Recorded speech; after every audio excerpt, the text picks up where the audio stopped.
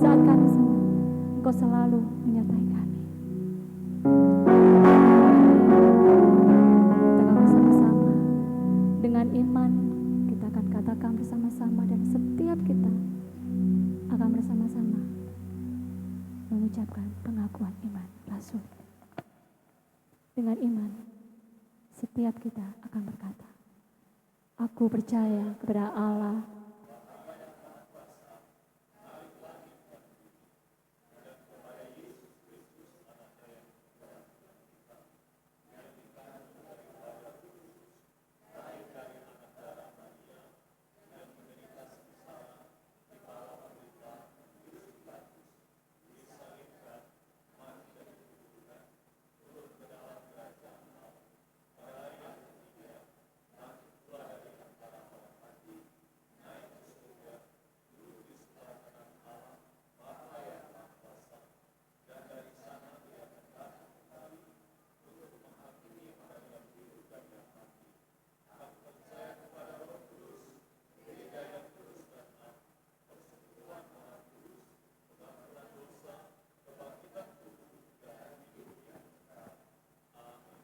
dipersilakan duduk kembali Bapak Ibu Saudara dan terkasih dan mengasihi Tuhan.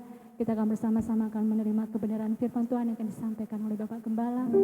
Kita akan naikkan satu pujian, terlalu besar Tuhan kasih kepada kami.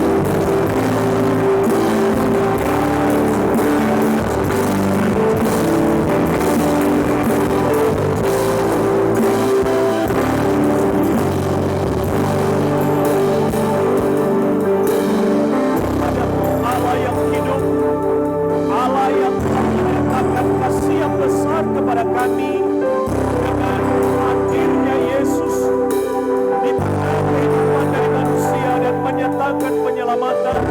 Melalui kayu salib kami dibebaskan dari dosa. Sehingga kami boleh dimerdekakan ketika kami boleh percaya kepada Tuhan Yesus Kristus.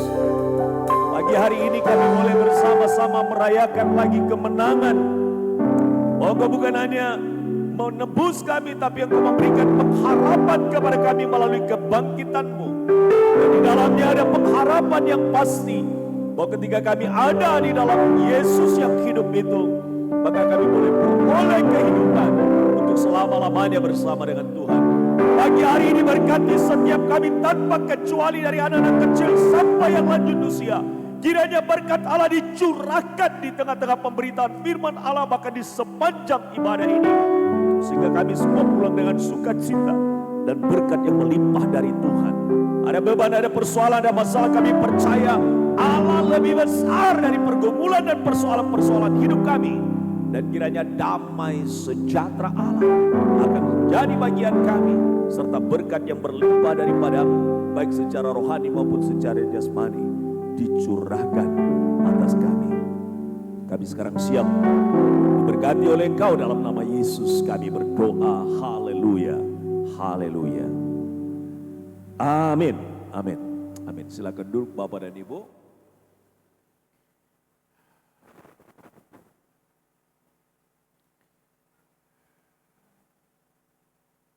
Selamat pagi Bapak dan Ibu, Shalom. Puji Tuhan. Pagi hari ini kita akan bersama-sama merenungkan firman Tuhan di dalam Markus pasalnya yang ke-12. Markus pasalnya yang ke-12, ayatnya yang ke-29 sampai dengan ayatnya yang ke-31. Demikian firman Tuhan, jawab Yesus, hukum yang terutama ialah, dengarlah hai orang Israel. Tuhan Allah kita, Tuhan itu esa. Kasihilah Tuhan Allahmu dengan segenap hatimu, dan dengan segenap jiwamu, dan dengan segenap akal budimu, dan dengan segenap kekuatanmu. Dan hukum yang kedua ialah, kasihilah sesamamu manusia seperti dirimu sendiri. Tidak ada hukum lain yang lebih utama daripada kedua hukum ini. Saya akan bacakan dalam terjemahan TB2, demikian. Jawab Yesus, perintah yang terutama ialah, dengarlah hai orang Israel, Tuhan Allah kita, Tuhan itu esa. Kasihilah Tuhan Allahmu dengan segenap hatimu, dan dengan segenap jiwamu, dan dengan segenap akal budimu, dan dengan segenap kekuatanmu. Perintah yang kedua ialah, kasihilah sesamamu manusia seperti dirimu sendiri. Tidak ada perintah lain yang lebih utama daripada kedua perintah ini. Bapak dan Ibu sekalian, tema pagi ini yang saya ambil dari teks ini adalah yang terutama. Bapak dan Ibu sekalian, pilihan dalam hidup kita adalah memilih. Seharusnya adalah ada yang utama, tapi ada yang terutama. Dan Alkitab kita mencatat bahwa yang terutama adalah kita harus pahami, yaitu bahwa kita harus mengasihi Tuhan, mengasihi sesama, dan mengasihi diri sendiri.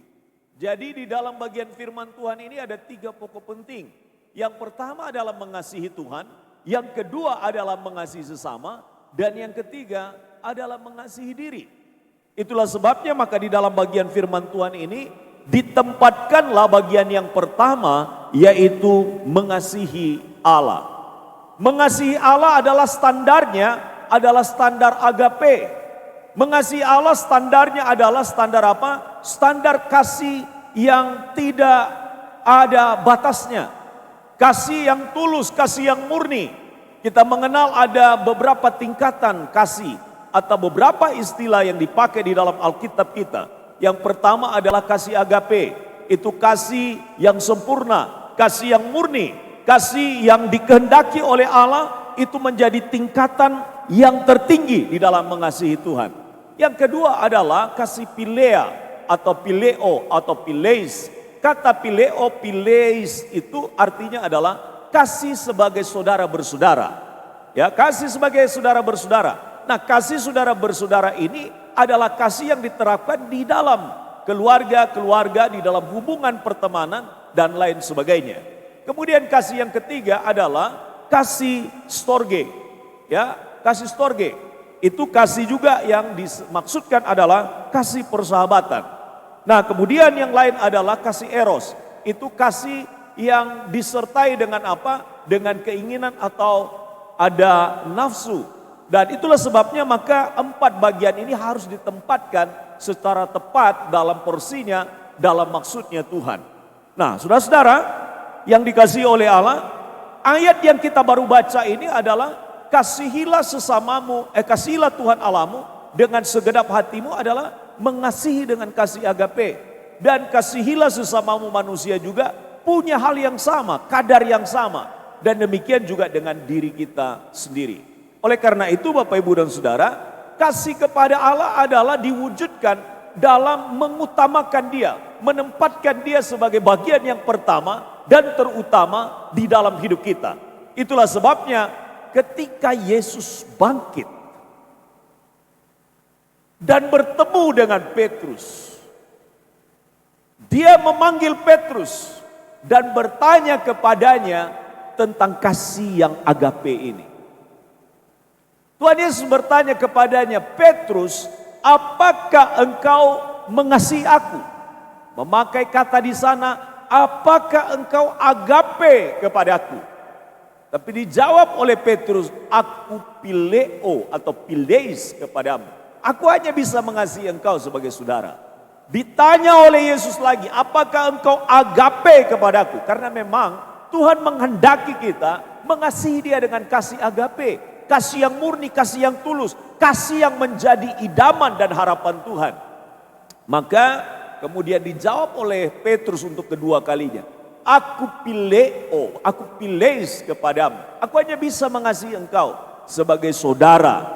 Itu berarti bahwa dia mengasihi Tuhan Yesus terbatas, hanya sebagai saudara. Lalu Yesus kemudian bertanya lagi kepada Petrus, apakah engkau pileo atau pileis kepadaku? Yesus menerungkan apa yang menjadi tuntutannya kepada Petrus. Dan Petrus menangis dan dia katakan, Tuhan engkau tahu bahwa aku pileis atau pileo kepadamu. Artinya bahwa dia konsisten, tahu diri. Dia sadar bahwa dia hanya bisa mengasihi Yesus dengan kasih sebagai saudara. Saya mau katakan satu hal yang penting. Seberapa mampu kita untuk mengasihi Tuhan, memang ada tahapan-tahapan yang kita bisa kerjakan. Tapi yang penting adalah bahwa saudara terus berprogres. Ada kemajuan dari kasih kepada Tuhan yang hanya sebagai saudara, atau kasih yang minimal menjadi kasih yang optimal. Dari kasih yang rendah menjadi kasih yang lebih tinggi.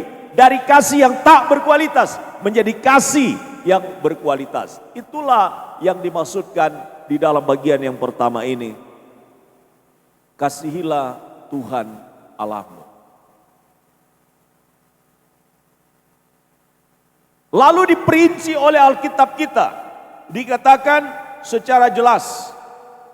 Apa itu? Dikatakan kasihilah Tuhan Allahmu dengan segenap apa? Dengan segenap hatimu. Dikatakan itu di dalam ayatnya yang ke-30. Kasihilah Tuhan Allahmu dengan segenap hatimu. Hati ini adalah pusat kehidupan. Di dalam pemahaman orang Ibrani, hati itu adalah pusat daripada hidup. Beda dengan pemahaman orang Yunani. Orang Yunani memiliki pemahaman bahwa pusat daripada hidup itu adalah pikiran. Tapi prinsip yang diajarkan kepada kita dalam bagian ini adalah mengasihi Tuhan dengan segenap hati kita. Artinya dengan sepenuh hati kita. Dengan hati yang tertuju penuh mengasihi Tuhan. Nah, memang kadangkala kita tidak bisa pungkiri, kita harus jujur bahwa hati kita seringkali bercabang. Mengasihi Tuhan kadang-kadang tergantikan dengan mengasihi hal-hal yang bersifat sementara dalam dunia ini. Kadang-kadang kita menempatkan mengasihi Tuhan itu adalah kasihnya, kadarnya mungkin kadar yang sangat minimal. Mungkin kadarnya tidak dalam kadar yang sangat optimal. Dari mana kita bisa mengukurnya? Indikasinya sederhana. Kalau kita mengutamakan mengasihi Dia dengan segenap hati kita, maka apa saja yang menjadi pikiran, perkataan, perbuatan kita senantiasa mendasarkannya kepada apakah hati kita benar kepada Tuhan dalam saat kita berpikir, saat kita berkata, saat kita bertindak. Dikoreksi oleh hati. Hati menjadi pemandu, menjadi pengukur. Maka tanda yang muncul dari indikasi hati kita yang berkenan dan dimaui oleh Tuhan adalah hati kita ini penuh dengan damai dan sejahtera. Kalau hati kita tidak dipenuhi dengan damai dan sejahtera, waktu kita berpikir, hati kita tidak damai sejahtera. Waktu kita berkata-kata, hati kita tidak damai sejahtera. Waktu kita bertindak, hati kita tidak damai sejahtera. Maka sesungguhnya kita tidak sedang mengasihi Tuhan dengan segenap hati kita. Kalau kita disuruh memilih, mana memilih? Mau beribadah atau tidak beribadah? Mau berdoa atau tidak berdoa? Mau baca firman atau tidak? Mau bersekutu atau tidak? Mau bersaksi atau tidak? Mau menjadikan teladan hidup kita atau tidak? Semuanya diukur dari bagaimana hati kita waktu kita memutuskannya. Itulah sebabnya Bapak dan Ibu sekalian, kalau Tuhan teropong sampai kedalaman hati kita, maka Tuhan tahu seberapa kualitas kita mengasihi Dia. Maka di bagian yang pertama ini dikatakan, kasihilah Tuhan Allahmu dengan segenap hatimu. Maka sederhana saja lagi, Alkitab mengatakan seringkali hati kita lebih berada di harta kita. Seringkali hati kita berada pada apa yang kita punya, tapi tidak ditaruh kepada Tuhan. Orang kadang-kadang mikir, untuk apa? Untuk memikirkan tentang bagaimana kalau saya mati? Bagaimana kalau saya meninggal? Bagaimana kalau seandainya saya sudah tidak ada lagi? Siapa yang akan mengelola harta saya? Siapa yang akan menggunakan harta saya? Siapa yang akan memanfaatkannya? Maka itu menjadi persoalan. Kadang-kadang kalau kita sudah menempatkan Tuhan lebih utama, kita seharusnya sudah tidak pikir yang terlalu berlebihan tentang harta dan dunia. Pada hari Minggu kemarin kakaknya papa saya meninggal di usia 83 tahun. Beliau menjadi seorang guru Injil selama 35 tahun. Dan papa saya berada di sana. Hari Rabu sampai di tempat. Dan ketika kemudian sampai di sana, memang ada pergumulan besar. Pergumulan besar ialah bahwa saudara bersaudara ini tidak akur, belum damai satu dengan yang lain. Jadi mama saya telepon ke saya. Telepon papamu. Sampaikan, mumpung ada di Pulau Nias, akurkan semua keluarga. Yang kedua, selesaikan masalah harta-harta warisan yang dikelola oleh keluarga dari tanah-tanah kita, supaya jangan menjadi persoalan di kemudian hari. Saya telepon papa saya. Saya bilang, Pak, yang pertama adalah adik papa Saki itu perlu ditolong. Dia dalam keadaan stroke. Dan persoalannya adalah karena belum selesai juga persoalannya dengan kakak kandung yang meninggal. Papa bantu mereka untuk bisa berberes. Meskipun kakak yang tertua sudah meninggal, tapi persoalan belum selesai. Karena itu damaikan, dibereskan. Yang kedua saya sampaikan, anak-anak dari keluarga besar, karena keluarga besar dari papa itu cukup banyak. Termasuk cucu, anak menantu, sangat banyak sekali. Dan sebagian besar memang ada di perantauan, tapi sebagian besar juga ada di kampung halaman. Sementara seluruh tanah-tanah kita dikuasai dalam pengelolaan dan itu perlu untuk diperjelas supaya jangan ada persoalan. Kami katakan, memang kami tidak pulang ke Nias, tapi sebagai orang Nias kami punya tanda mata bahwa kami orang Nias itu ada tanah untuk kami injak. Kalau kami pulang kami tidak punya tanah, kami tidak tahu kami pulang kampung kemana. Tapi kita tidak pernah mengharapkan apa-apa dari tanah itu selain diperjelas statusnya, dan kalau ada pengelolaan serahkan kepada mereka pengelolaannya. Mau dikasih kita oke, tidak dikasih juga tidak masalah. Tapi jangan menjadi persoalan di kemudian hari. Kadang-kadang saudara bersaudara kehilangan kasih oleh karena apa? Oleh karena harta. Jangan bicara tentang mengasihi Tuhan. Jangan bicara tentang mengasihi Tuhan. Harta kita adalah pencobaan kita. Kekayaan kita menjadi pencobaan kita. Kekayaan yang kita tinggalkan seharusnya adalah harta warisan terbesar, adalah warisan iman kepada keluarga kita. Saudara, mereka mengharapkan saya bisa datang karena keluarga-keluarga kami yang ada di sana itu memang perlu untuk ada pendampingan, pembimbingan secara rohani supaya mereka secara rohani juga bisa tertolong. Tapi momentum ini memang momentum yang baik. Dan puji Tuhan, sebelum dikebumikan, papa saya hanya bicara 2-3 kalimat dan mereka semua bisa menerima dan kemudian berdamai satu dengan yang lain. Nah, Bapak dan Ibu sekalian, kasih kepada Tuhan itu ditunjukkan dengan hati kita yang beres juga di hadapan Tuhan. Itulah sebabnya saya berkali-kali di dalam video call dengan mereka di grup, saya mendoakan. Termasuk Papa Saki saya dalam keadaan stroke. Ya, itu beberapa minggu setelah mereka itu bermasalah, ya. Tapi puji Tuhan ya, karena memang momentum setiap kali ada peristiwa itu dipakai oleh Tuhan untuk perbaikan. Nah, Bapak dan Ibu sekalian, Alkitab katakan di mana hartamu berada, di situ juga hatimu. Seringkali hati kita tidak tertuju kepada Tuhan, tapi tertuju kepada dunia ini. Waktu kita susah, hati kita tertuju kemana? Hati kita tertuju kepada persoalan kita, bukan kepada Tuhan. Pada waktu hati kita kemudian tertuju kepada Tuhan, mestinya kita tidak kalut menghadapi segala sesuatu. Maka dikatakan dalam bagian ini, kasihilah Tuhan itu dengan segenap hati kita. Sekali lagi, hati kita itu adalah representasi daripada seluruh hidup kita dalam konsep orang Yahudi. Yang kedua, dikatakan kasih kepada Tuhan itu bukan hanya segenap hati, tapi segenap jiwa. Jiwa adalah bagian daripada keseluruhan hidup di mana kita ini dari kita kecil itu tergores di situ pengalaman-pengalaman hidup kita. Jiwa itu tempat di mana kita dibentuk karakternya. Maka kalau kita mengasihi Tuhan, maka kita memiliki karakter yang baik. Kita meniatkan yang baik, mengatakan yang baik, memikirkan yang baik tentang Tuhan. Kita tidak pernah menaruh curiga kepada Tuhan. Apa wujudnya kalau kita mengasihi Tuhan dengan segenap jiwa kita? Wujudnya ketika kita mengasihi Tuhan dengan segenap jiwa kita adalah kita tidak pernah berprasangka buruk kepada Tuhan. Apa saja yang terjadi dalam hidup kita, kita selalu berkata Tuhan itu baik. Segala rencananya adalah rencana yang baik. Apapun yang kualami, Tuhan tidak pernah bersalah di dalam setiap hal.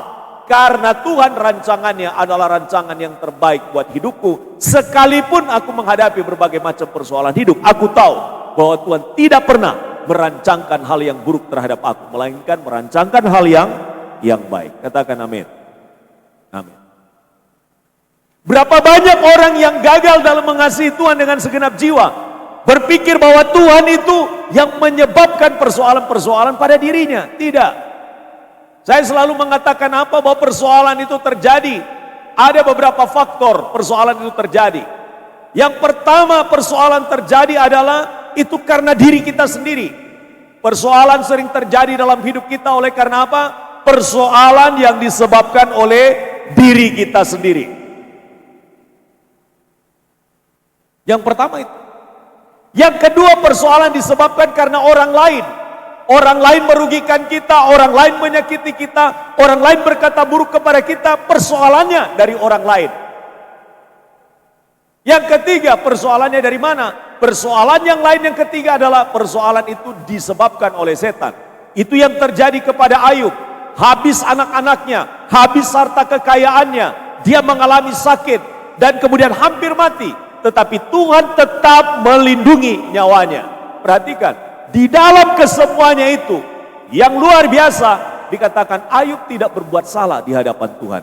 Saya ini contoh daripada manusia yang betul-betul mengasihi Tuhan dengan segenap jiwanya. Istrinya berkata, kutuklah Tuhanmu, lihat dirimu. Kalau engkau betul-betul adalah orang yang dikasihi Tuhan, tidak mungkin engkau mengalami penderitaan. Tidak mungkin engkau mengalami sakit penyakit. Tidak mungkin engkau kehilangan anak-anak. Lalu Ayub berkata apa? Mana mungkin engkau hanya bisa menerima hal yang baik dan hal yang buruk dalam hidup, engkau tidak siap untuk menerima apapun. Maka saya selalu berkata kepada kita bukan hanya siap untuk menerima hal yang baik, tapi kita juga harus siap untuk menerima hal-hal yang buruk yang kita tidak kadang-kadang bisa menerimanya. Itulah sebabnya mengapa jiwa kita tergores, mengapa jiwa kita menjadi terganggu, mengapa jiwa kita akhirnya itu tidak menunjukkan karakter yang baik sebagai orang percaya. Karena apa? Karena kita tidak pernah belajar dari pengalaman-pengalaman pahit dalam hidup ini sebagai proses untuk dibentuk karakternya lebih baik di hadapan Tuhan.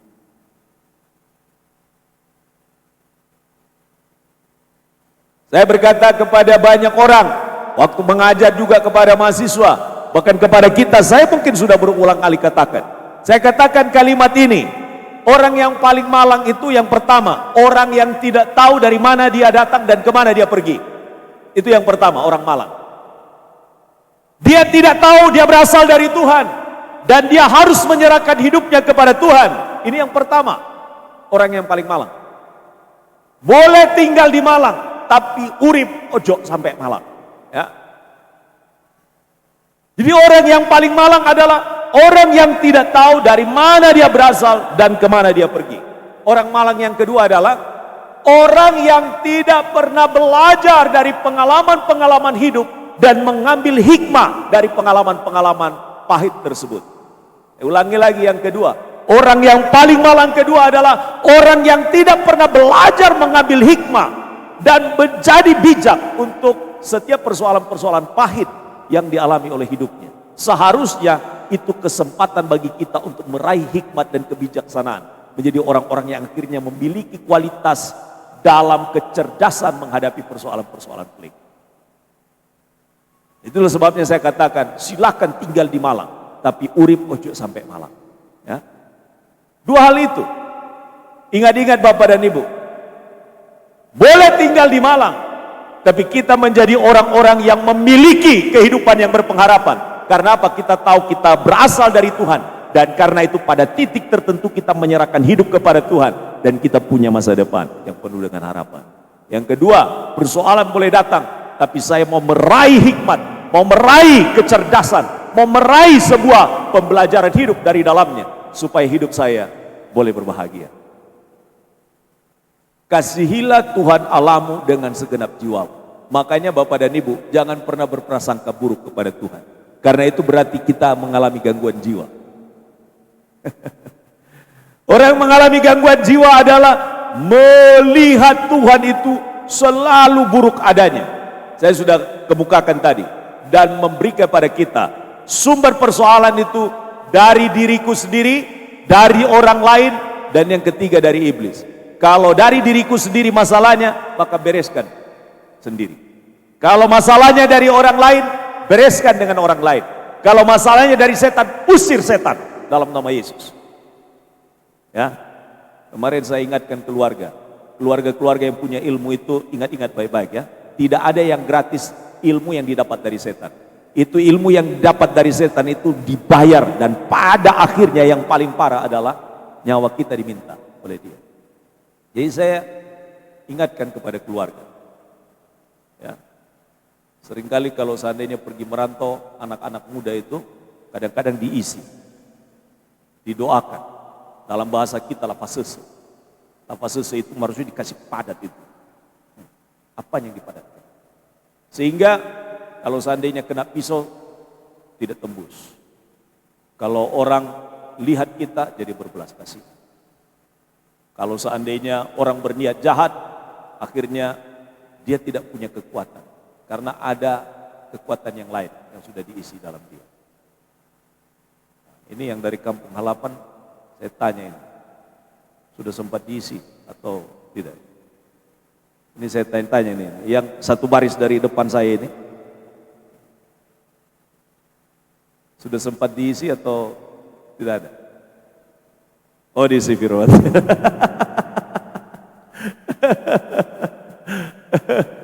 Dan diisi itu pakai ayat Alkitab itu. Itu luar biasanya itu mereka itu. Kadang-kadang aneh-aneh. Jadi ada satu toko yang luar biasa di Nia sana itu namanya Amahaugo. Amahaugo itu pakai ayat Alkitab untuk isi orang dengan ilmu putihnya. Jadi sampai hari ini masih terkenal nama orang tersebut. Ya. Nah, karena itu saya ingatkan kepada keluarga. Yang betul-betul sudah tidak usah lagi. Kita dari garis keturunan, kebetulan dari kakek moyang saya memang begitu. Mereka punya ilmu-ilmu tinggi. Ya, itulah sebabnya kadangkala itu akan membahayakan bagi keluarga. Keturunan ketiga, keempat, kelima itu akan kena dampak. Ya, kena dampak. Tapi kami bersyukur di garis keturunan saya, di garis keturunan papa saya itu sudah beres. Ya, sempat itu adik saya itu tiba-tiba itu mewarisi ilmu dari kakek saya tanpa pernah belajar. Tiba-tiba muncul, ya. Tapi kemudian kita berdoa melepaskan kutub turunan itu sehingga lepas.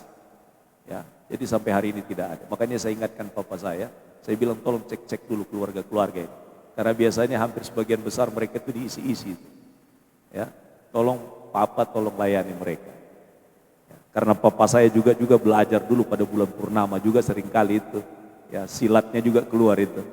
Tapi ya puji Tuhan, setelah dalam Tuhan karena memang mama saya kuat dalam iman, jadi ya aman, beres. Ya, ke kami juga akhirnya aman. Tidak perlu itu yang begitu-begitu. Jadi kalau ternyata ilmu dipelajari, akhirnya itu menjadi persoalan, ya itu berarti kita yang menciptakan persoalan dalam garis keturunan kita. Ayo belajar kita untuk memperbaiki itu. Belajar. Ya. Kadang-kadang ada hafalan-hafalan mantra-mantra kadang-kadang dipakai. Ya. Salah satunya kadang-kadang saya sebutkan itu tapi tidak ada isi. Ya. Itu ayat Alkitab. Nah, Bapak dan Ibu, mengasihi Tuhan dengan segenap hati, segenap jiwa, segenap akal budi. Apa yang dimasukkan dengan segenap akal budi? Ayo kita belajar kebenaran, kita belajar kebenaran, kita belajar kebenaran. Dan salah satu yang diungkap, Allah itu adalah Allah yang esa. Allah yang kita sembah adalah Allah satu-satunya. Allah satu-satunya. Dia adalah satu hakikat. Hakikatnya adalah Allah. Tapi dia menyatakan diri dalam 3 pribadi.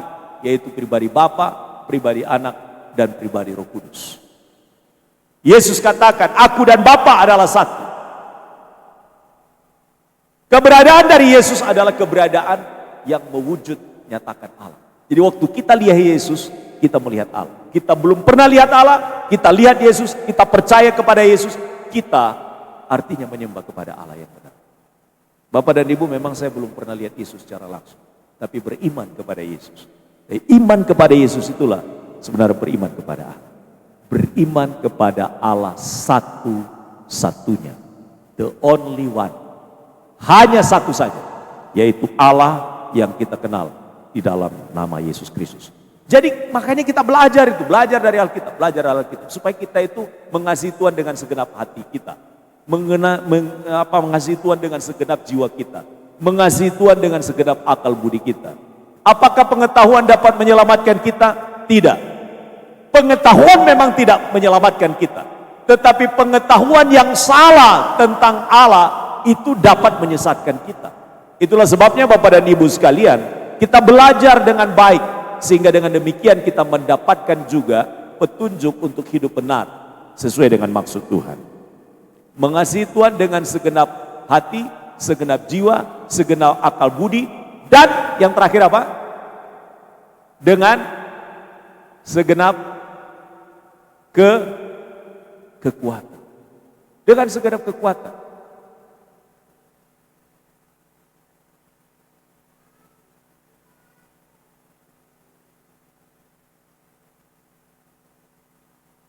Artinya apa saja halangan, apa saja rintangan kita akan hadapi dengan mengasihi Tuhan. Hujan ditembus. Kemacetan ditembus. Kesibukan ditembus. Macam-macam kan? Kalau kita mengasihi Tuhan dengan segenap kekuatan kita, kita akan berjuang sampai apa yang menjadi niatan Tuhan itu kita bisa wujudkan. Nah itu dia. Jadi kita berjuang. Datang ke sini berjuang atau tidak? Berjuang. Berjuang. Berjuang kita. Pagi-pagi harus bangun, ngurusi anak-anak yang ibu-ibu, ya kan? Juga mungkin bapak-bapaknya bantu, lalu datang ke sini, ya kan? Tiba-tiba jalan macet di jalan, muter-muter, tapi tetap berjuang, ada upaya. Itu baru perjuangan yang kecil. Kita berjuang bukan sampai mati, ya kita berjuang. Saya ingat persis dengan sebuah cerita di India, ya sebuah cerita di India. Misionaris datang memberitakan Injil kepada mereka di India. Itu dari garis keras sekali, suku yang makan orang. Dan kemudian setelah sekian lama misionaris menginjili di sana, akhirnya ada satu keluarga yang bertobat. Dia, istrinya, anak-anaknya.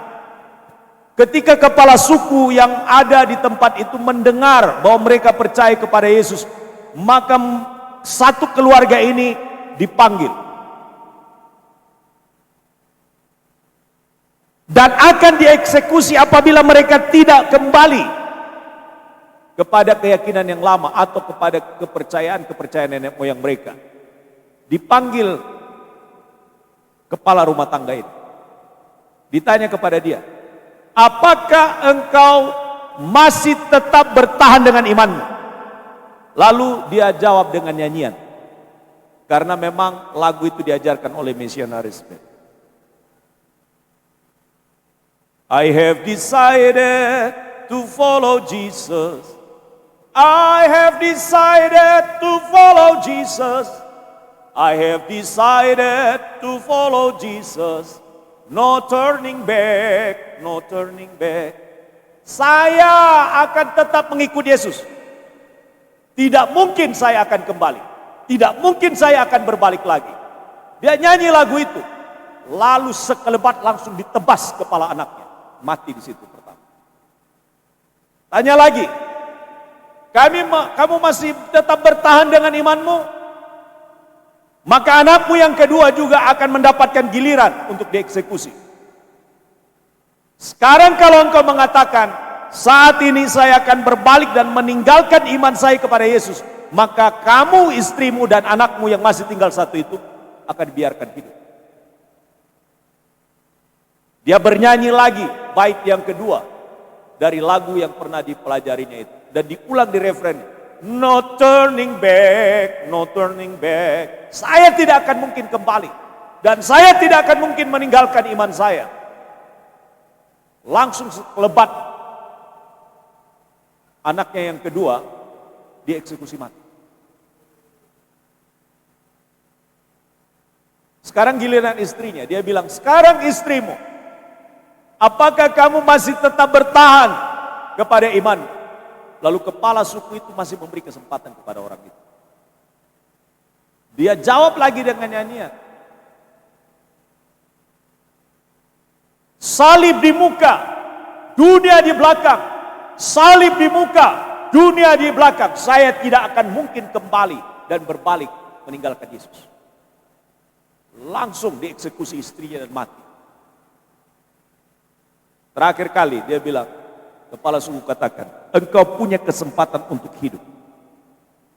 Dan karena itu, sekarang nyatakan kepada kami dan seluruh penduduk yang ada ini, bahwa engkau akan meninggalkan iman.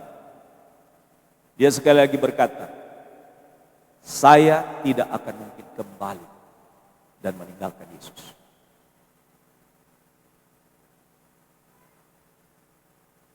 Dan dia mati, dieksekusi. Nampaknya mengiring Yesus itu akan membawa kepada keadaan yang menyusahkan bagi dia, menyusahkan bagi keluarganya, membawa kematian bagi hidupnya. Tapi tidak berapa lama setelah itu, kepala suku ini tidak bisa tenang. Dia terus berpikir, dia dihantui dengan pikiran-pikiran, mengapa orang itu sampai rela mati, sampai berjuang mati-matian untuk membela imannya, untuk tetap dalam iman kepada Yesus. Dia menjadi penasaran. Dan pada akhirnya kepala suku ini kemudian mencari misionaris dan kemudian percaya kepada Yesus. Yang kebetulan melayani di sana. Akhirnya dia menjadi pengikut Yesus. Dan pada waktu dia menyatakan imannya, bukan hanya dia, tapi seluruh masyarakat yang ada di bawah suku di mana dia ada, pada akhirnya menjadi percaya. Lihat, Bapak dan Ibu sekalian, kematian orang percaya yang sungguh dalam iman kepada Tuhan, itu tidak menjadi sia-sia. Pada akhirnya menyelamatkan banyak orang. Karena itu Bapak dan Ibu, kita tidak pernah sampai mati seperti salah satu keluarga di India ini. Tidak pernah. Karena itu mengasihi Tuhan dengan segenap kekuatan itu dia tidak berteori. Karena itu mari kita hanya berjuang untuk datang dan beribadah. Kita hanya berjuang untuk bagaimana bersekutu. Kita hanya berjuang bagaimana kita hidup dekat dengan Tuhan. Kita hanya berjuang bagaimana kita bisa lebih dekat dengan firman Allah. Hanya itu yang hari-hari ini. Kita tidak sampai kepada meneteskan darah atau darah kita tertumpah hanya karena mengiring Yesus. Karena itu yang pertama, kasihilah Tuhan kita dengan kasih agape. Kasihi dengan segenap hati, dengan segenap jiwa, dengan segenap akal budi, dan dengan segenap kekuatan kita. Yang kedua, Alkitab kita katakan yang sama dengan itu, kasihilah sesamamu manusia seperti dirimu sendiri. Standarnya masih sama, yaitu mengasihi dengan kasih agape. Karena itu Bapak dan Ibu, kalau ada yang belum berberes satu dengan yang lain, saudara bersaudara, kalau ada yang belum berberes dengan orang-orang yang bersama-sama dengan kita, mungkin ada persoalan tempat kerja kita, atau dengan lingkungan masyarakat kita, kita tak akan mungkin bisa mengasihi Tuhan kalau kita tidak dapat mengasihi sesama kita. Bagaimana kita katakan saya mengasihi Tuhan tapi kita belum berberes dengan sesama kita? Karena itu selagi ada kesempatan, selagi masih ada hidup, mari berberes di hadapan Tuhan. Dan saya bersyukur lihat keluarga-keluarga kemarin itu, mereka bisa saling bersalaman, berpelukan satu dengan yang lain, melepaskan maaf satu dengan yang lain, dan itu momentum. Apa harus ada yang meninggal dulu, baru kemudian kita bermaaf-maafan? Kan tidak harus begitu. Tapi kalaupun itu harus terjadi untuk kemudian setiap orang bisa didamaikan, mungkin itu jalan yang telah disiapkan Tuhan untuk pemulihan keluarga besar kami. Jadi saya bersyukur kepada Tuhan. Papa saya itu tidak banyak bicara. Satu kecap, dua kecap dia bicara. Dia hanya bilang begini, kalau kalian mau berdamai, sekarang waktunya, mungkin waktu ini. Kalau tidak saya pulang. Hanya itu kalimat.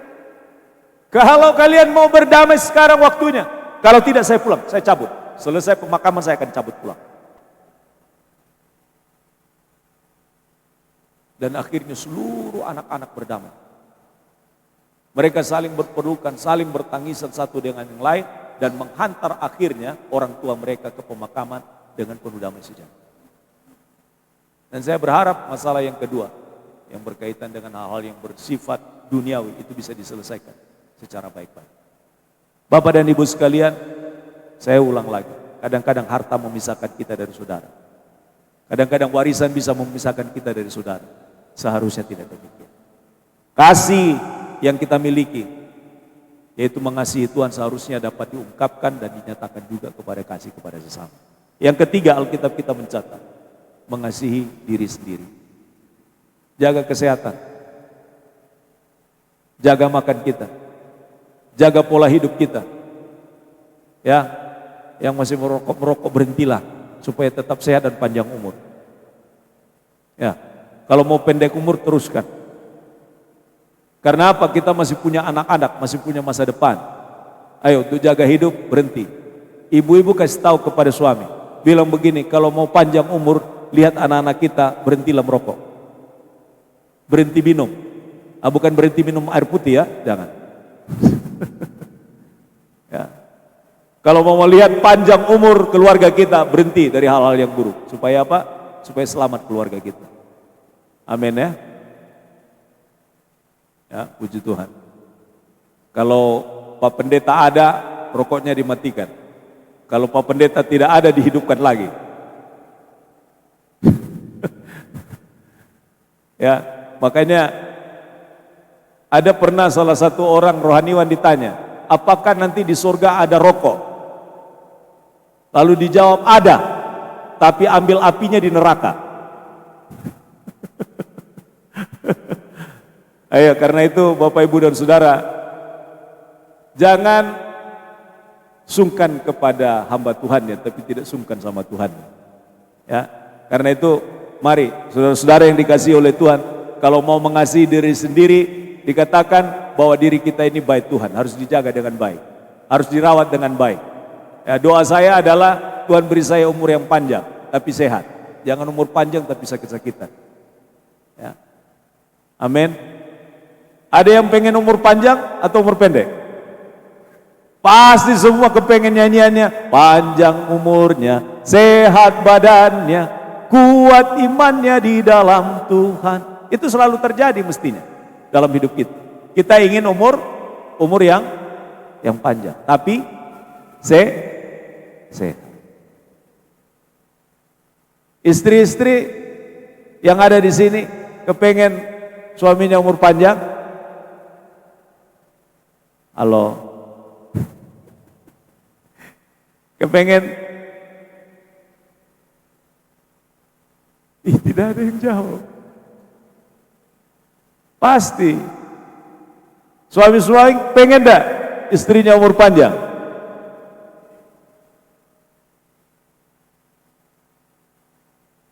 Harus itu. Karena itu, mari kita terapkan prinsip firman pagi hari ini. Mengasihi Tuhan, mengasihi sesama, dan juga mengasihi diri kita sendiri. Ayo jaga baik-baik kesehatan. Ya, saya bersyukur kepada Tuhan. Tuhan ajari saya sekarang lebih disiplin untuk jaga kesehatan. Ya, sehingga ya itu bisa umur panjang lah. Ya, saya harap begitu. Kalau Tuhan kasih umur panjang, puji Tuhan. Kakaknya papa saya 83 tahun. Jadi tren kami ini kelihatannya trennya umur panjang ini. Ya, itu doa saya. Dan Tuhan memberkati kita sekalian pagi hari ini. Amin. Bapa, terima kasih untuk firman-Mu. Kiranya meterai daripada firman Allah di hati kami kuat, agar firman ini menjadi bagian yang akan kami hidupi dalam kehidupan kami setiap hari. Kami berdoa, mengucap syukur dalam nama Yesus. Amin. Amin. Pagi hari ini kita akan ada penyerahan anak kepada keluarga yang akan menyerahkan anaknya. Silakan maju ke depan. Dua keluarga, yaitu keluarga Bapak Yusak, Ibu Maria Dwi Sri Handayani, yang akan membawa anak mereka Salvino Gafra Fenanim, dan yang kedua adalah Bapak Kris Julian Dwi Hermanto dengan Ibu Winda Yulianingsi, yang akan menyerahkan anak mereka Mikaela Alexandra Florencia. Disilakan maju ke depan. Berada di sini.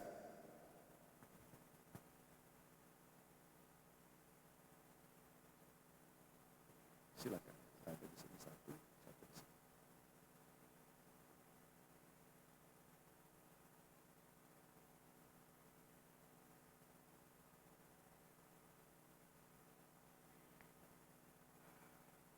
Bapak dan Ibu sekalian, dua keluarga akan menyerahkan anak mereka pada hari ini kepada Tuhan, sama seperti yang dilakukan oleh Maria dan Yusuf ketika menyerahkan Yesus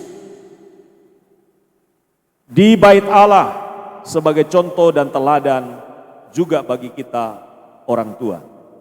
Saya akan membacakan bagian firman Tuhan pagi hari ini di dalam Lukas pasal 18 ayat 16 sampai dengan ayat yang ke-17. Yesus berkata, "Biarkanlah anak-anak itu datang kepadaku, dan jangan kamu menghalang-halangi mereka, sebab orang yang seperti itulah yang empunya kerajaan Allah."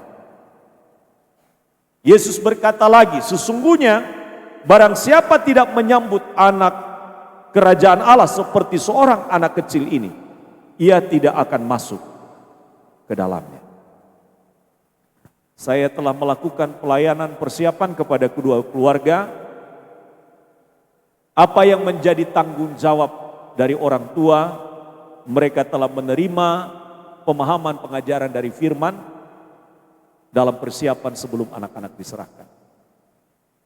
Mereka juga telah mengerti apa yang menjadi harapan-harapan Tuhan, yang tentu juga menjadi harapan mereka bagi anak-anak ini ketika diserahkan. Bapak Ibu yang akan menyerahkan anak hari ini, ada beberapa pertanyaan yang saya ajukan kepada Bapak dan Ibu. Dan jawablah pertanyaan tersebut secara serentak. Berdasarkan firman Allah, anak-anak yang diserahkan seperti yang Bapak Ibu lakukan pada hari ini adalah anak-anak yang diserahkan kepada Tuhan. Karena mereka adalah milik Tuhan. Karena itu Bapak dan Ibu, saya bertanya kepada Bapak dan Ibu, apakah Bapak dan Ibu dengan segenap hati akan membawa anak-anak ini setiap saat dan setiap waktu untuk sungguh-sungguh didoakan di hadapan Tuhan, sehingga dengan demikian mereka menjadi anak-anak yang sungguh-sungguh mengenal Tuhan dalam hidup mereka. Apakah Bapak dan Ibu bersedia? Yang kedua, berhubung karena hari ini mereka belum mengerti arti daripada penyerahan anak. Apa arti dan maksud mereka diserahkan kepada Tuhan? Karena itu saya bertanya, apakah Bapak dan Ibu bersedia untuk mengenalkan Yesus secara pribadi kepada mereka melalui kehidupan Bapak dan Ibu dan kesetiaan untuk membawa mereka kepada Tuhan dalam ibadah-ibadah? Apakah Bapak dan Ibu bersedia? Anak ini akan bertumbuh baik secara jasmani maupun secara rohani. Karena itu, apakah Bapak dan Ibu bersedia mendidik mereka dari ajaran Alkitab secara sungguh-sungguh, sehingga dengan demikian mereka dapat memahami dengan benar ajaran dan kebenaran firman Allah? Apakah Bapak dan Ibu bersedia? Bapak dan Ibu sekalian menjadi saksi hari ini, saya akan menerima anak-anak yang diserahkan dan dibawa ke hadapan Tuhan.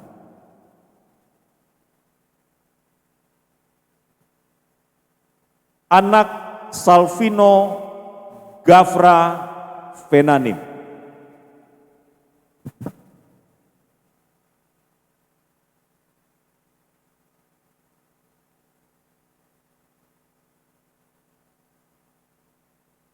Anak Salvino Gafra Fenanim. Hari ini kedua orang tuamu menyerahkan engkau di hadapan Tuhan, dan sebagai hamba Tuhan saya menyerahkan engkau, anak Salvino Gafra Fenanim, ke dalam tangan Tuhan pemilik tunggal hidup. Di dalam nama Allah Bapa, Putra dan Roh Kudus, kiranya berkat, kesehatan, kekuatan, pertumbuhan yang sehat, dan menjadi anak yang mengasihi Tuhan, mengasihi keluarga, mengasihi sesama, dan menjadi berkat akan terjadi di dalam hidup. Tuhan memberkati engkau di dalam nama Bapa, Putra, dan Roh Kudus. Amin.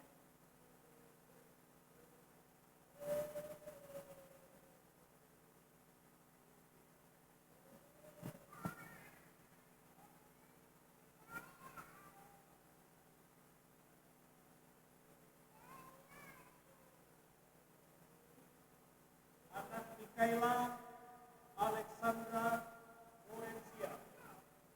Kedua orang tuamu membawa engkau diserahkan kepada Tuhan. Dan karena itu, Mikaela Alexandra Morencia, saya menyerahkan engkau ke dalam tangan Tuhan sebagai pemilik tunggal kehidupanmu. Tuhan memberkati engkau dengan kesehatan dan kekuatan yang terbaik dari Allah, dan memberkati hidupmu, dan menjadikan engkau anak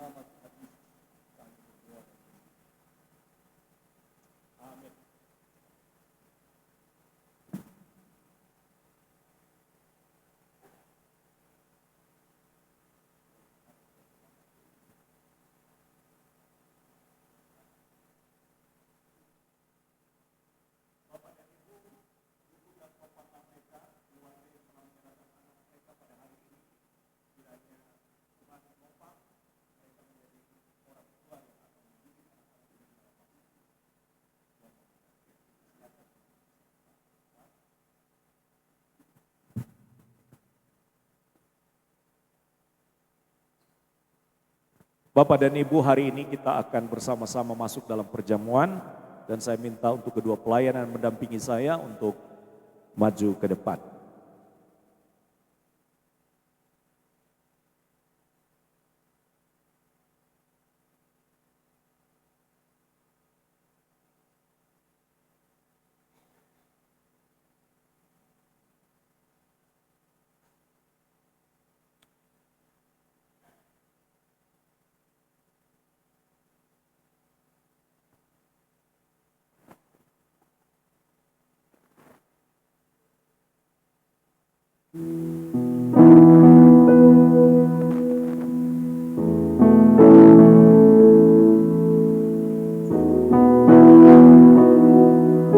Sebelum kita akan melaksanakan perjamuan kudus pada pagi hari ini, dengarlah firman Tuhan.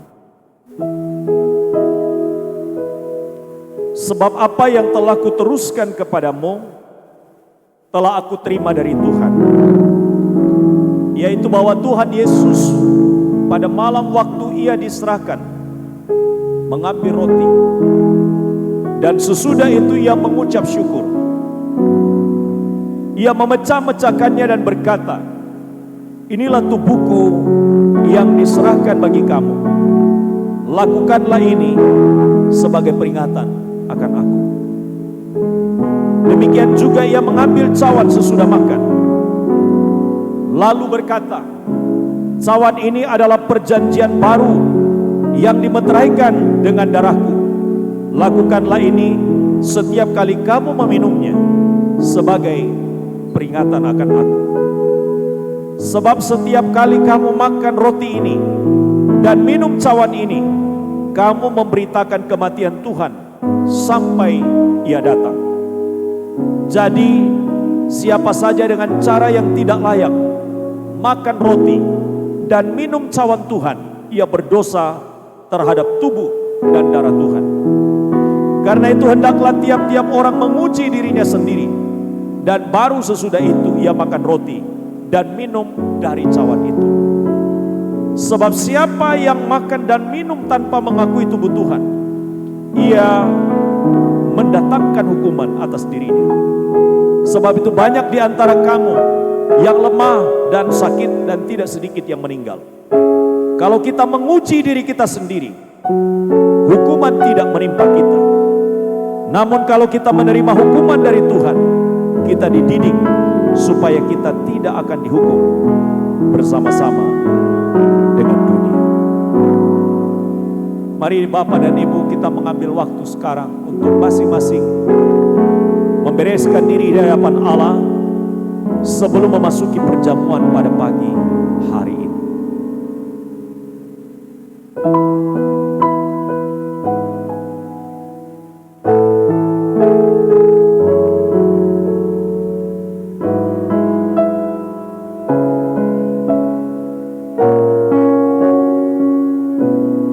Berbereslah di hadapan Allah supaya engkau dilayakkan untuk mengambil roti, mengambil cawan perjamuan pada pagi hari ini.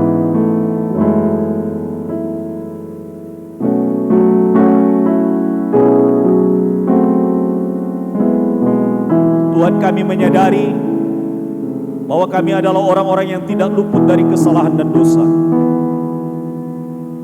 Agar Engkau berkenan atas kami, ampunkanlah kami berdasarkan pengakuan kami dan pemberesan kami di hadapan Engkau. Sehingga roti yang akan kami makan, cawan yang akan kami minum, akan mendatangkan berkat dan bukan kutuk atas kami. Sebab Engkau berkata, jika kami mengaku dosa kami, maka Engkau adalah setia dan adil, sehingga Engkau akan mengampuni segala dosa kami dan menyucikan kami dari segala kejahatan kami. Terima kasih Tuhan. Sekarang kami siap untuk menerima cawan dan roti perjamuan. Tuhan melayakkan setiap kami. Dalam nama Yesus kami berdoa. Amin. Pada malam sebelum Yesus disalibkan, Dia mengambil roti dan berkata, inilah inilah tubuhku yang dipecah-pecahkan karena kamu. Setiap kali kamu memakannya, menjadi peringatan akan aku. Ia mengambil cawan dan berkata, cawan ini adalah cawan perjanjian baru yang dimeteraikan oleh darahku. Setiap kali kamu meminumnya, menjadi peringatan akan aku. Ambillah roti dan teruskanlah. Ambillah cawan perjamuan dan teruskanlah.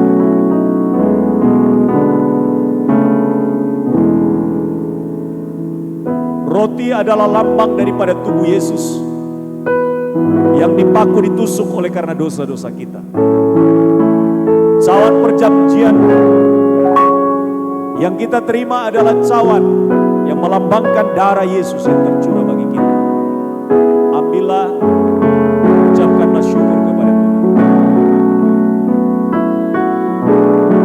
Perjamuan bagi kita haruslah didasari atas pertobatan. Dan berdasarkan aturan gereja kita, hanya mereka yang telah dibaptis dewasa atau yang telah disidi yang diperkenankan untuk mengikuti perjamuan.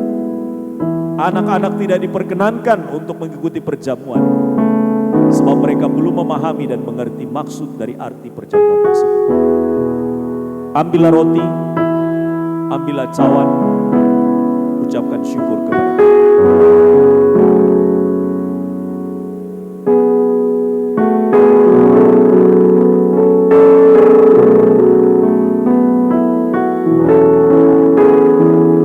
Roti adalah lambang daripada tubuh Yesus, dan cawan minum adalah lambang daripada darah yang tercurah bagi kita. Saya mengundang kita untuk bangkit berdiri.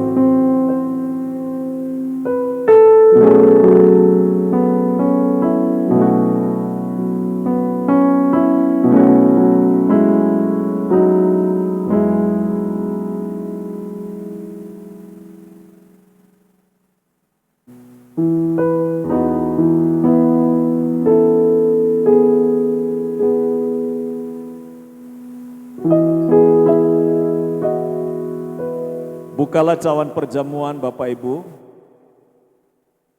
sebelum kita akan melaksanakan upacara perjamuan ini. Angkat roti di tangan kanan kita.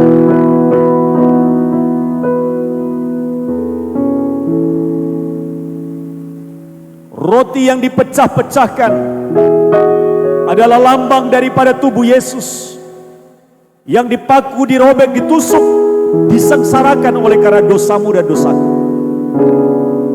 Waktu engkau menerima roti ini, ingatlah akan pengorbanan Yesus kepadamu.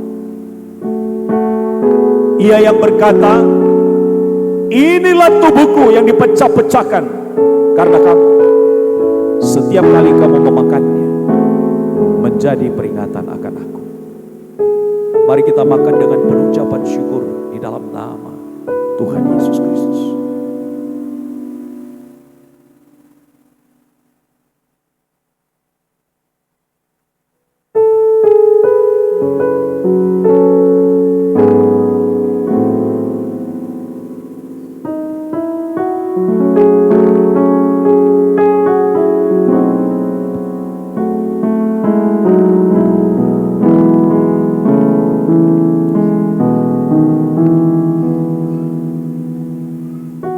Bapak dan Ibu, angkat cawan di tangan kanan kita.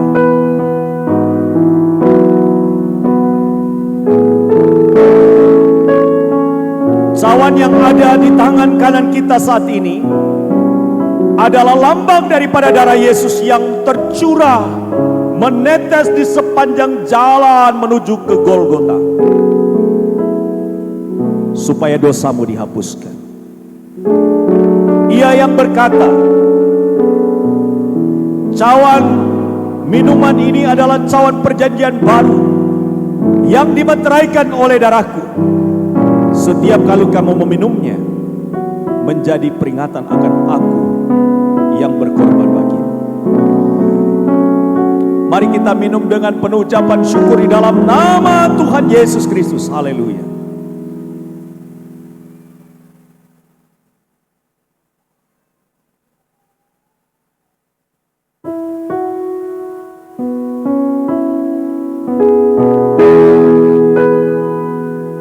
Ingat kasih-Nya, ingat kebaikan-Nya dan anugerah-Nya,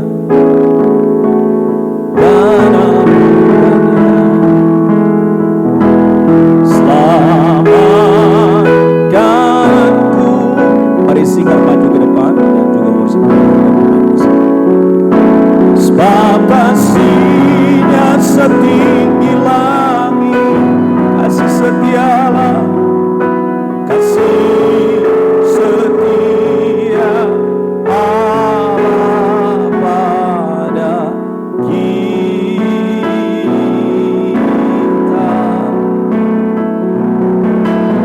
Besar kasih Allah pada kita, ku takkan lupa kasih-Nya.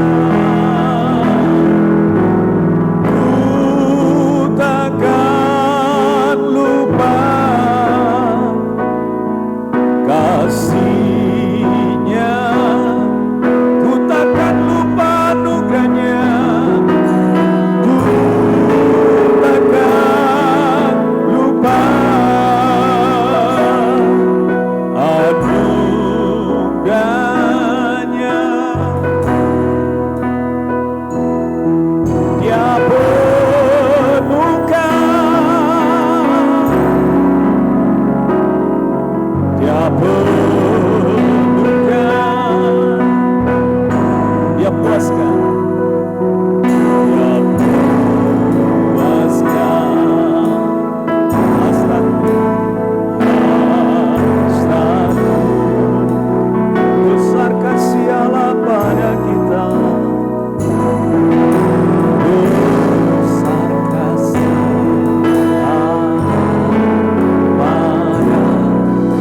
besar kasih Allah pada kita.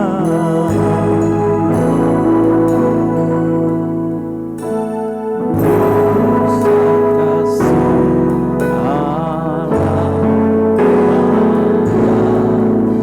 kita. Terima kasih ya Tuhan untuk menerai penebusan melalui perjamuan pada pagi hari ini. Besertalah dengan kami untuk hidup berjalan dalam kekudusan-Mu setiap hari. Dalam nama Yesus kami berdoa. Amin. Silakan duduk.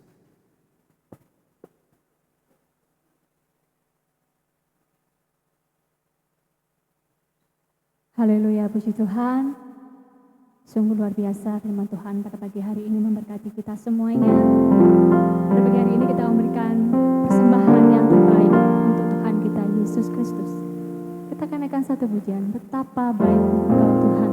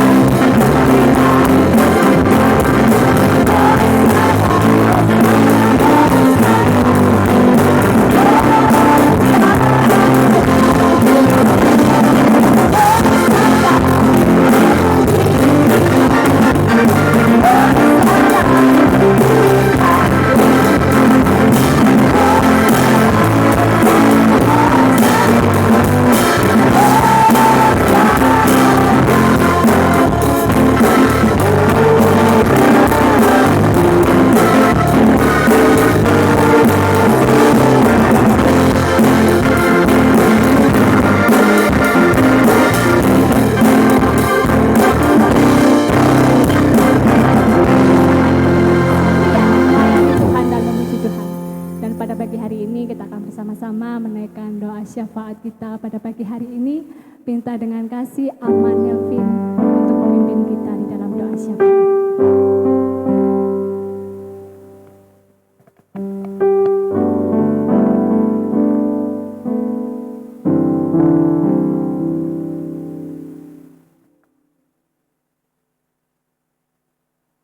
Mari kita bersatu dalam doa.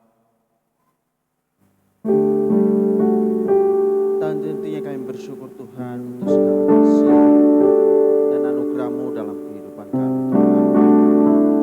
Kau begitu baik dan sungguh teramat baik dalam kehidupan kami. Sehingga kami boleh ada sebagaimana kami ada pada pagi hari ini. Tuhan mengizinkan kami untuk datang beribadah kepada Tuhan. Kami bersyukur untuk firman Tuhan yang telah kami dengarkan pada pagi hari ini. Kiranya firman Tuhan ini menjadi kekuatan baru dalam kehidupan kami Tuhan. Dan pada saat ini Tuhan kami akan menaikkan setiap doa dan permohonan kami di hadapan Tuhan. Kami berdoa buat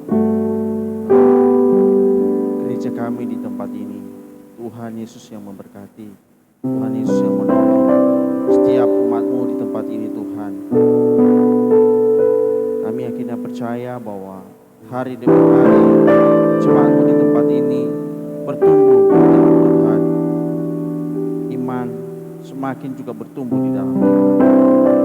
Dan kami akhirnya percaya juga melalui jemaat di tempat ini kiranya banyak jiwa yang datang beribadah kepada Tuhan. Terima kasih ya Tuhan. Kami berdoa buat Bapak Gembala kami. Kiranya Tuhan Yesus yang memberikan hikmat, marifat, memberikan kesehatan, sehingga beliau dapat mengarahkan kami dan menumbuhkan iman kami lebih dan lebih lagi Tuhan. Terima kasih ya Tuhan. Terima kasih.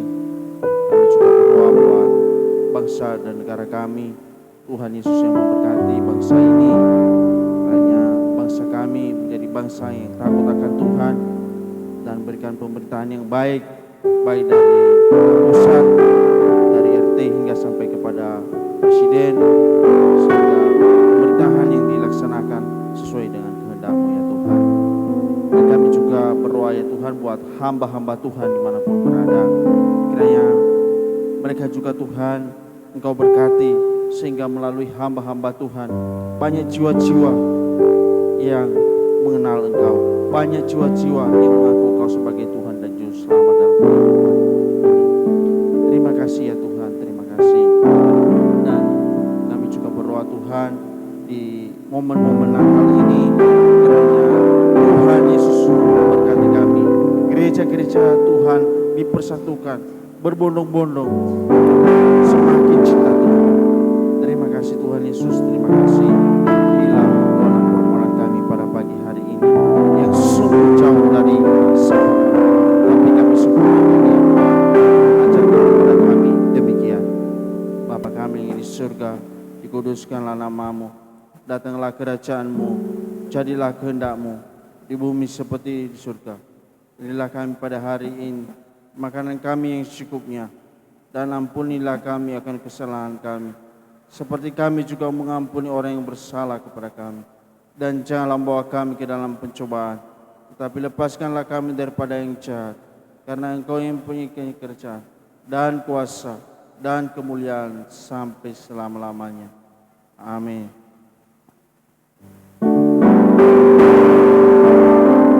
Mari saya undang Bapak Ibu Saudara yang terkasih dan mengasihi Tuhan untuk kita semua bangkit berdiri.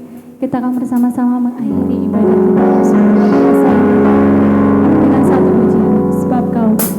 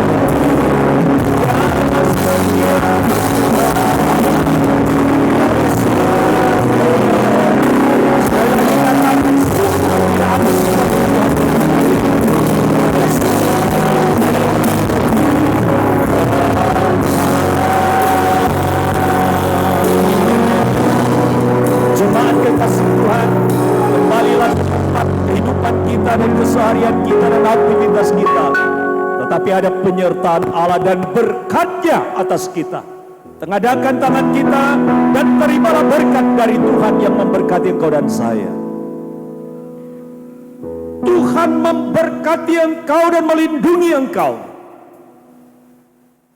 Tuhan menyinari engkau dengan wajah-Nya dan memberi engkau kasih karunia. Tuhan menghadapkan wajah-Nya kepadamu dan memberi engkau damai sejahtera dari hari ini, esok, bahkan sampai selama-lamanya. Berkat-Nya tercurah atas kita. Haleluya. Amin. Amin.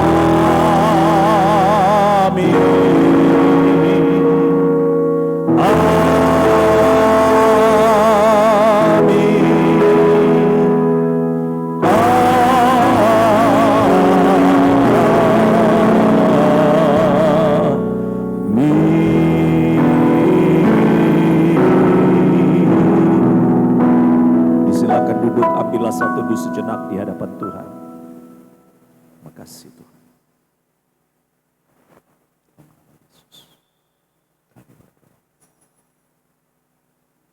Amin. Amin. Tuhan memberkati kita, berkati orang di kiri kanan kita. Selamat hari Minggu dan selanjutnya pengumuman disampaikan Sekretaris Gereja. Shalom Bapak Ibu Saudara terkasih dan mengasihi Tuhan. Ada sukacita pagi hari ini dengan firman Tuhan? Amin. Sungguh luar biasa ya firman Tuhan pada pagi hari ini. Jangan lupa pesan Bapak Gembala pagi hari ini, jaga kesehatan. Bagi bapak-bapak yang merokok, dihilangkan ya Pak ya. Dihilangkan, gak boleh merokok. Baik, saya akan menyampaikan ucapan terima kasih banyak kepada seluruh tim pelayan Tuhan pada pagi hari ini dan juga terkhusus untuk Bapak Gembala. Sehat selalu Bapak sehingga bisa mengiringi kami, membimbing kami untuk lebih baik dan lebih baik lagi. Gusti berkahi Bapak. Untuk tim pelayan Tuhan pada hari Minggu tanggal 8 Desember, ibadah kita masih tetap jam 7 pagi, pengkhotbah oleh Bapak Pendeta Dr. Adeli Halawa MTH, worship leader Kak Fani, singer Bapak Ferry dan Ama David, tim musik Kak Revan, Kak Marcel dan Kak Elias, multimedia Kak Joseph dan Kak Davin. Penerima tamu dan kantong persembahan akan dilayani oleh keluarga Bapak Saiful Anwar. Dan untuk pemuda youth hari Minggu setelah selesai ibadah umum. Dan untuk ibadah sekolah minggu akan dilayani oleh Ibu Simon. Ibadah keluarga Jumat tanggal 6 Desember Bapak Ibu jangan lupa kita ada ibadah pranatal, begitu nggih Bapak. Ibadah pranatal nanti ini ditempatkan di rumah keluarga Bapak Simon. Ibadah pranatal pertama. Untuk ibadah pranatal kedua nanti menyusul, begitu nggih. Jangan lupa hari Jumat tanggal 6 Desember kita ibadah pranatal jam 6 di keluarga Bapak Simon akan dilayani oleh Bapak Gembala kita. Worship leadernya Ibu Evangelis Marlina. Dan untuk piket rumah ibadah hari Sabtu akan dilayani oleh keluarga Tatema Sizoki, Bapak Ahmad Davin ya. Baik, saya juga akan menyampaikan, mohon maaf, menyampaikan kembali kepada Bapak Ibu yang belum menyelesaikan administrasi diakonia. Bapak Ibu ditunggu Ibu Bendahara, Ibu Maria, karena beliau setornya setiap tanggal 10. Jadi Bapak Ibu kembali saya membantu menyampaikan Ibu Maria ya, dari pesan Ibu Maria. Jadi sistem kita jangan lupa Bapak Ibu, kita harus tertib begitu nggih. Jadi kalau kita tidak membayar itu nanti kalau menggantung jauh lebih tambah berat Bapak Ibu. Jadi Mbak Ibu Maria itu menyelesaikan administrasinya itu tidak seperti kemarin yang gendong indit, tapi sesuai dengan pembayaran administrasi keluarga Bapak Ibu panjenengan semua. Jadi diharapkan untuk Bapak Ibu tertib dalam administrasi diakonia. Begitu. Ada lagi tambahan Ibu Maria? Tidak ada. Dan saya mengingatkan kembali untuk Bapak Ibu yang di rumah